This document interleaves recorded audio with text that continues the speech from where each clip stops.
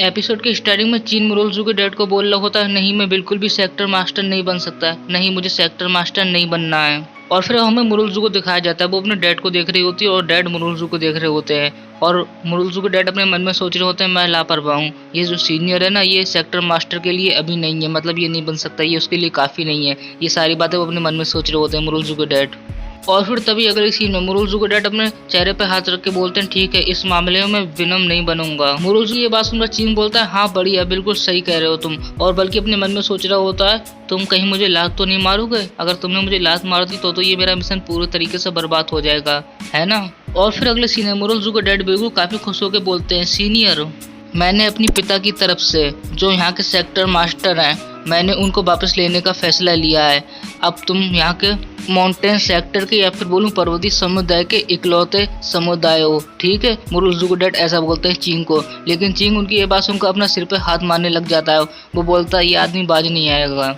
और चींग अपने मन में सोच रहा होता है, सच में इसने यही कहा ना, इसके कहने का मतलब मैं यहाँ का इकलौता अब एक सन हूँ, है ना। लेकिन ये जो इमोर्टल कल्टीवेटर है ना, इन लोगों से बात करना इतना ज़्यादा मुश्किल होता है, मेरी समझ में नहीं आ रहा है। ये सारी बातें वो अपने मन में सोच रहा होता है चींग।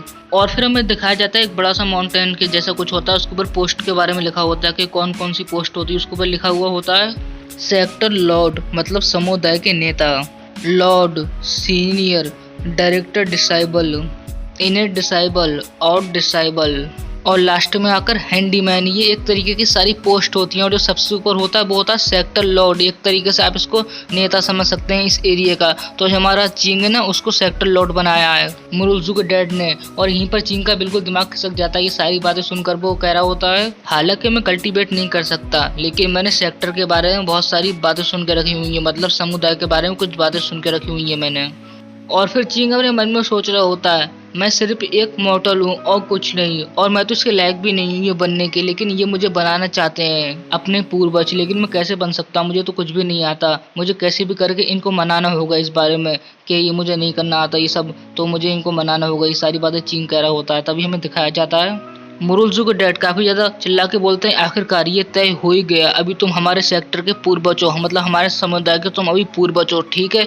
और वैसे भी अभी सीनियर को खड़े खड़े बहुत ज्यादा टाइम हो गया सच में, अभी इनसे बैठ के बात करेंगे हम। चलो अभी बहुत बात कर ली, अभी हॉल में जाके बैठते हैं, तैयार है हॉल बिल्कुल बैठने के लिए।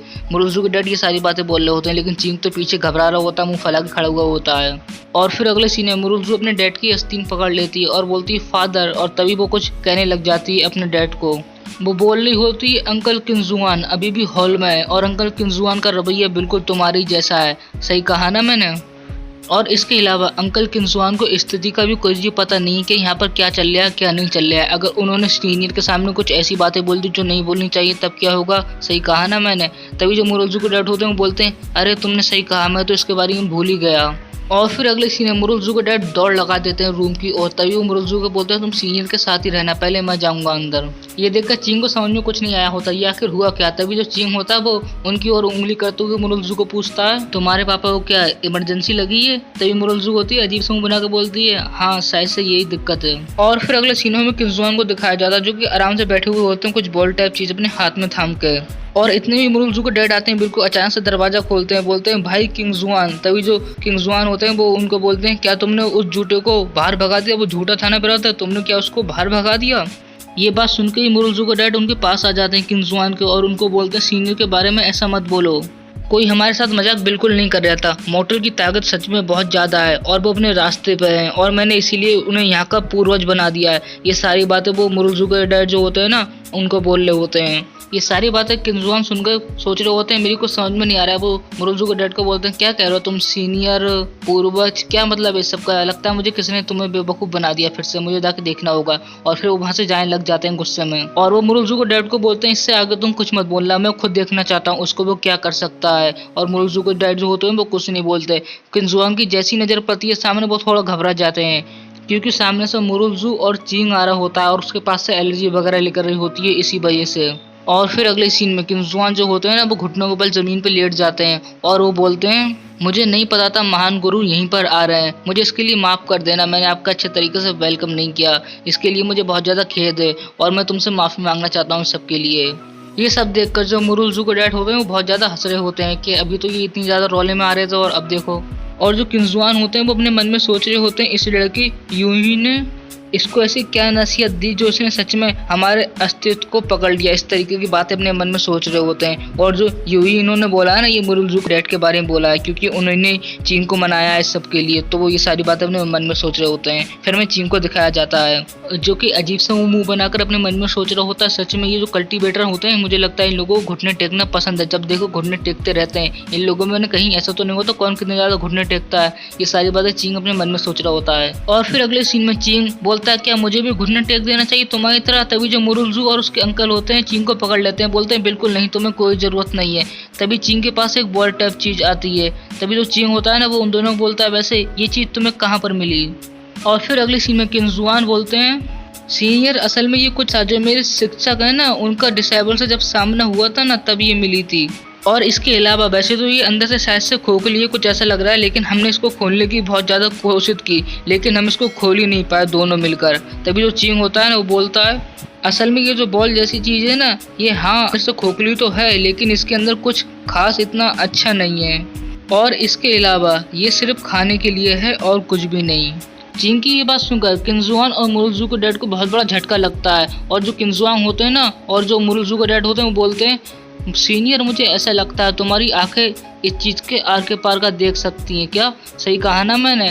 तभी जो चींग होता है बिल्कुल उस बॉल को हवा में उड़ाते हुए बोलता है नहीं ऐसा कुछ नहीं, मेरे पास इस तरीके का कोई भी कौशल नहीं कि मैं चीज़ों के आर पार का देखूं, लेकिन ये जो बॉल जैसी चीज़ है ना, इसको मैं नहीं बनाया इसलिए। और फिर जो चींग होता है वो कह रहा होता है बच्चे खिलौना बनाने के लिए एक टास्क होता है ना, सही कहा ना मैंने। और चींग की शायद से कुछ समझ में नहीं आ रहा होता। तभी चींग की जो बॉल होती है ना ऊपर चली जाती है। तभी वो बोलता है अच्छा चलो ये ताले बनाने के लिए लकड़ी ढूंढो, इस तरीके की कुछ बातें कह रहा होता है। और उसके हाथ में वही चाकू होता है। बोई चाकू से मेरा मतलब अगर आपने इसका पहला एपिसोड नहीं देखा तो आप जाके वो देख लेना, लिंक आपको डिस्क्रिप्शन में मिल जाएगी और कमेंट में भी, तो आपको समझ में आ जाएगा मैं ये बोई चाकू क्यों बोल रहा हूँ। तो फिर से एक्सप्लेनेशन कंटिन्यू करते हैं आगे का। फिर हमें चीन को दिखाया जाता है जो कि कह रहा होता है लगता है मुझे तंत्र टूट गया तो मैं इसे दूसरी तरीके से तोड़ूंगा, लेकिन उससे पहले मुझे इसको ढूंढना होगा ये किधर गया, क्योंकि इसे खोलना है तो दूसरे तरीके से भी मुझे खोलना होगा। अरे तो ये रहा, मिल गया। और फिर हमें मुरुलजू और उसके डैड को दिखाया जाता है। मुरुलजू के डैड बोलते हैं अभी अभी ये क्या हुआ। और फिर मुरुलजू और उसके डैड घबराने लग जाते हैं। मुरुलजू के डैड बोलते हैं ऐसी शक्ति तो ये बिल्कुल भयानक शक्ति खजाने से बहुत ज़्यादा दूर है, लेकिन अभी भी कुछ ऐसे लोग हैं जो इनके बारे में एक अफवाह कहते हैं, जो कि इस तरीके के खतरनाक हथियार जो कि अमर हैं वो इस तल पे अभी तो बिल्कुल मौजूद नहीं है। और फिर अगले सीन में हमें चीन को दिखाया जाता है जिसके हाथ में चाकू होता है, वो पूरे तरीके से रेड कलर की उसमें से एलर्जी निकल रही होती है। और चीन उसी बॉल को हाथ में पकड़ा हुआ होता है और बोल रहा होता है नहीं ये तो सिर्फ एक पुराने तरीके की एक कलाकारी है, उससे ज्यादा कुछ नहीं। और फिर चीन उसको काटने लग जाता है उस चाकू से। तभी किंजुआन को दिखाया जाता है जो कि कह रहे होते हैं इससे तो कानों के बीच शायद से एक टकराव हो सकता है जब ये इसको काटेगा। और फिर तभी चेंगपिन उसको खोल देता है। चेंगपिन बोलता है अच्छा चलो ये खुल गया। और तभी वो चाकू में से आवाज आती है चेंगपिन पर्सपेक्टिव, इस तरीके की कुछ आवाज आती है। तभी हमें दिखाया जाता है मुरुलजू अपने डैड के पीछे होती है और उसके डैड आगे होते हैं, और जो किंजुआन होता है ना उन दोनों की ओर हाथ करके खड़ा हुआ होता है। तभी चींग की कुछ समझ में नहीं आ रहा होता आखिर ये चल क्या रहा है। तभी चींग उन लोगों को बोलता है वैसे ये तुम लोग कर क्या रहो, तुम इतने ज्यादा पीछे क्यों चले गए और तुम लोग इतना ज्यादा डर क्यों रहो और ये चुप क्यों रहो, कुछ समझ में नहीं आ रहा है। और फिर अगले सीन में चींग जो होता है ना, जो बॉल उसने खोली तो उसके अंदर कुछ खाने का होता है, वो मुरुलजू की ओर कर रहा होता है सारा। और मुरुलजू को देख कर कुछ समझ में नहीं आता है। तभी मुरुलजू पूछती है सीनियर वैसे ये क्या है। तभी जो चींग होता है वो बोलता है मुरुलजू को ये असल में एक पुरस्कार माना जाता है बच्चे को खिलौने के खोलने के लिए, ये सिर्फ एक कैंडी है उससे ज्यादा कुछ नहीं। और फिर अगले सीन में मुरुलजू होती है ना, उस कैंडी को अपने हाथ में ले लेती है और अपने मन में सोच रही होती है क्या कहा एक कैंडी, लेकिन इसके अंदर से जो स्पिरिचुअल पावर निकल रही है वो तो सच में बहुत ही ज्यादा हार्ड लग रही है। और फिर अगले सीन में मुरुलजू उस कैंडी को पी लेती है, मतलब खा लेती है। तभी कुछ उसका अजीब सा रिएक्शन होता है और वो अपने मन में कह रही होती है गोली खाने के बाद बिल्कुल पहली लेवल से वो 10 लेवल पे चली गई, इतनी ज़्यादा तेज़। ये सारी बातें मुरुलजू अपने दिल में कह रही होती है और उसकी बहुत ज़्यादा आसपास एलर्जी जैसी चीज़ लेकर रही होती है। और फिर अगले सीन में दिखाया जाता है मुरुलजू चीन का हाथ पकड़ लेती है आके और उसको बोलती है तुमने मेरी जान बचाई, उसके अलावा मुझे आगे बढ़ने का भी मौका भी दिया, लेकिन मेरी समझ में नहीं आ रहा ये सबका तुम्हारा एहसान मैं कैसे करके चुकाऊंगी। मुरुलजू की ये बात सुनकर चीन शर्मा रहा होता है, कुछ बोलता नहीं, सिर्फ उसको देख रहा होता है। तभी अगले सीन में मुरुलजू बोलती है can I give you my body, मतलब मैं अपना शरीर तुम्हें दे सकती हूँ। और यहीं पर हमारा एपिसोड एंड होता है। जाने से पहले काफ़ी सारे बंदे चैनल को सब्सक्राइब नहीं कर रहे हैं तो सब्सक्राइब करके जाना, नेक्स्ट एपिसोड जल्दी आएगा। वीडियो में देख के अच्छा लगा हो कुछ भी तो लाइक कर देना। बाय बाय, आप सर अपना ध्यान रखना।